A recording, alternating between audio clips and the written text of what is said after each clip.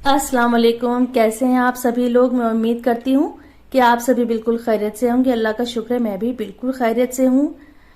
और आज बहुत दिन के बाद मैं नाश्ता कर रही हूँ प्रॉपर, वरना बहुत ही हल्का सा नाश्ता कर रही हूँ क्योंकि गर्मी बहुत ज़्यादा है। लेकिन आज इतनी ज़्यादा है, मुझे क्रेविंग हो रही थी ऑमलेट की कि मैं अंडा खाऊं, किसी भी फॉर्म में खाऊं, चाहे वो हाफ फ्राई खाऊं या ऑमलेट खाऊं। तो फिर मैंने आज बस ब्लैक पेपर और सॉल्ट का ये अंडा बना लिया है, साथ में स्लाइस ले लिए हैं।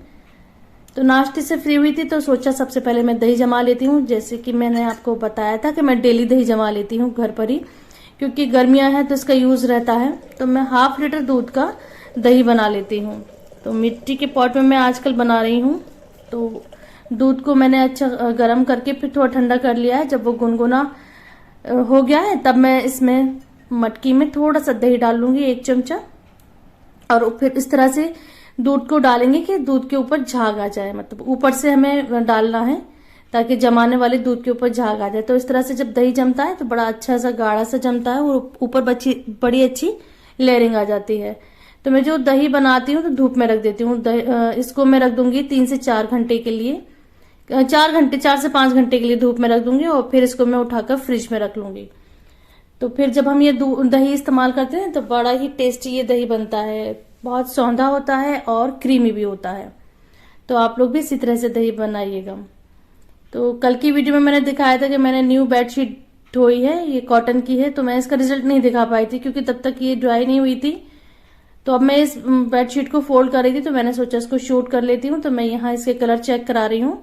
देखिए, कॉटन की बेडशीट में से कलर निकलते हैं मोस्ट ऑफ द टाइम, लेकिन देखिए इस तरह से मैंने धोया है, जैसे कि मैंने आपको साथ मेथड कई बार शेयर कर चुकी हूँ, कल की वीडियो में भी शेयर करा था। तो इस तरह से जब भी कोई कॉटन का कपड़ा धोते हैं तो बिल्कुल भी उसका कलर नहीं निकलता और विनेगर डालने से एक अच्छी सी शाइनिंग आ गई है और बहुत ही सॉफ्ट हो गया है। वरना कॉटन धुल के थोड़ी हार्ड हो जाती है, तो ये बहुत ही सॉफ्ट हो रही थी, वही मैं आपको दिखा रही थी। तो मैं आज एक बहुत ही मजेदार सा, बहुत ही आसान सा और बहुत ही कम इंग्रेडिएंट्स के साथ केक की रेसिपी शेयर कर रही हूँ जिसमें कि अंडा नहीं जाएगा। ये एगलेस केक है, बहुत मजेदार है, इसको जरूर एक बार ट्राई करिएगा। और रेसिपी भी बहुत आसान है। तो इसके लिए मैंने आधा चम्मच दही लिया है, आधा चम्मच रिफाइंड ऑयल लिया है और आधा चम्मच ही पाउडर्ड शुगर ली है। मैं सारी चीजें डिस्क्रिप्शन में ऐड कर दूंगी कि मैंने इसमें क्या क्या चीजें और कितनी कितनी डाली हैं। तो इन तीनों चीजों को पहले हम अच्छी तरह से मिक्स कर लेंगे। तो मैं इसको बहुत ही आसान वे में बना रही हूँ, आपके साथ शेयर कर रही हूँ बहुत ही आसान सी रेसिपी, और रिजल्ट भी इसका दिखाऊंगी कि एंड रिजल्ट इसका कितना अच्छा है। और इसी स्टेज पे मैं यहाँ पर इसमें बेकिंग पाउडर और बेकिंग सोडा दोनों ऐड कर दूंगी। वरना क्या होता है कि हम हमेशा मैदा में बेकिंग पाउडर और बेकिंग सोडा ऐड करते हैं। तो मैं इसको और भी ज्यादा इजी करने के लिए इस तरह से आपके साथ शेयर कर रही हूँ। तो इसी दही वाले और चीनी वाले मिक्सचर में हमने 1 चम्मच बेकिंग पाउडर डाल दिया है, आधा चम्मच बेकिंग सोडा डाला है और 1 चम्मच हमने विनेगर डाला है। वो सॉरी, 1 चम्मच हमने फ्लेवर डाला है, पाइनएप्पल फ्लेवर डाला है, यानी पाइनएप्पल एसेंस डाला है। तो सारी चीजें डालकर अब इसको मिक्स कर लेंगे। तो बिल्कुल भी कोई इसमें ऐसी उलझने वाली चीज नहीं है कि क्या पहले डालें क्या बाद में डालें। सारी चीजें डालकर मैंने मिक्स कर लिया है।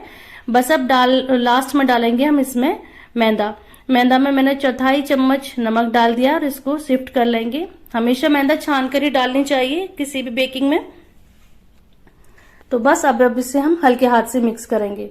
देखिए, पिछली केक में मैंने उस इलेक्ट्रिक बीटर का इस्तेमाल करा था, लेकिन मैं आज हैंड विस्कर से ही इसको विस्क कर रही हूँ। बस अब इसको हम हल्के हाथ से मिक्स करेंगे। तो इसको जब भी हम मैदा डाल लेते हैं ना, फ्लोर डालने के बाद इसको कट एंड फोल्ड वाले मेथड से हम इसको मिक्स करते हैं। बहुत हाई स्पीड पे इसको मिक्स नहीं करना होता, वरना ये हार्ड हो जाता है। अब ये थोड़ा थिक लग रहा है तो मैंने इसमें 2 चम्मच के करीब पानी डाल दिया है और इसको हल्के हाथ से इसी तरह से मिक्स करेंगे।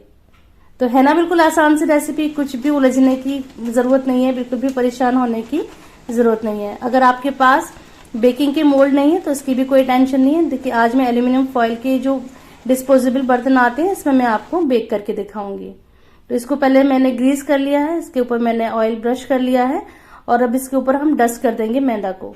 तो इस तरह से जब हम ऑयल लगा लेते हैं और मैदा डस्ट कर देते हैं तो जो केक है वो चिपकता नहीं है, आसानी से डीमोल्ड हो जाता है।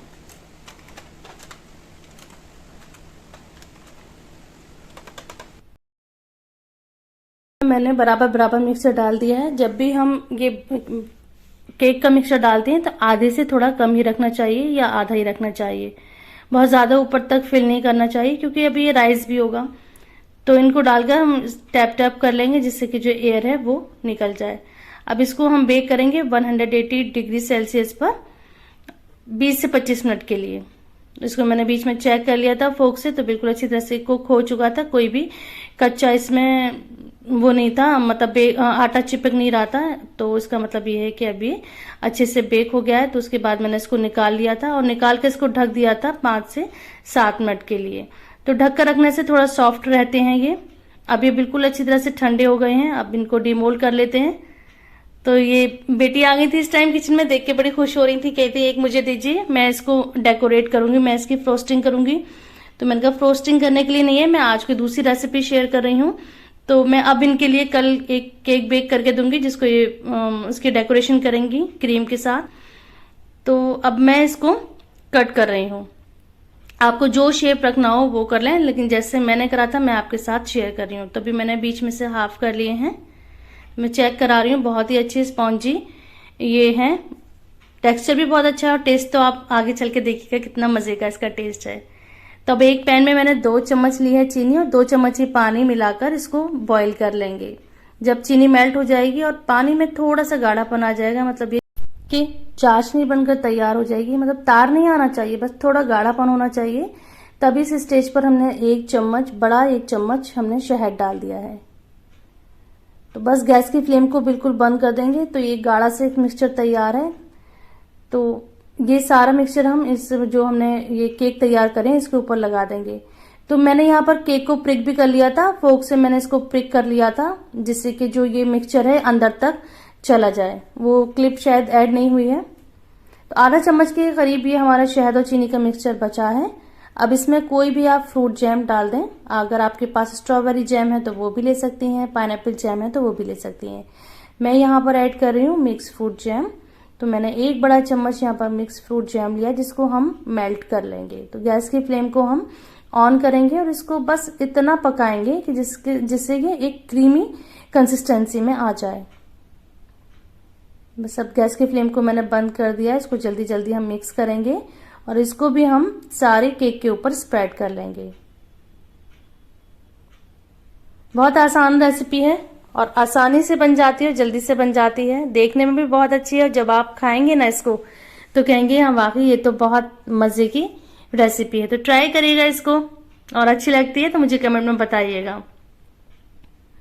तो मेरी तो ये रेसिपी इतनी अच्छी बनी थी कि मैं तो इसकी आगे की क्लिप ही आप लोगों के साथ शेयर नहीं कर पाई हूँ। इसको खाने की कोई क्लिप मैं शूट ही नहीं कर पाई कि कितने सॉफ्ट बने थे, क्योंकि ये तो हाथों हाथ खत्म हो गए थे। बहुत मजे के थे। इंशाल्लाह जल्दी दोबारा बनाऊंगी, क्योंकि काफी टाइम के बाद बनाए तो बच्चे भूल ही गए थे कि हाँ ये भी तो कोई चीज थी, ये भी तो हम बनाया करते थे। तो इस तरह से मैंने ये सारा जैम लगा लिया था। फिर बाद मैंने इसके ऊपर लगा दिया कोकोनट पाउडर। तो इसके ऊपर कोकोनट पाउडर डाल देंगे और इसको अब आप फ्रिज में रख दिएगा आधे घंटे के लिए। फ्रिज में रखने के बाद जब इसको सर्व करेंगे तो बहुत ही मजे के ये केक बनकर तैयार होता है।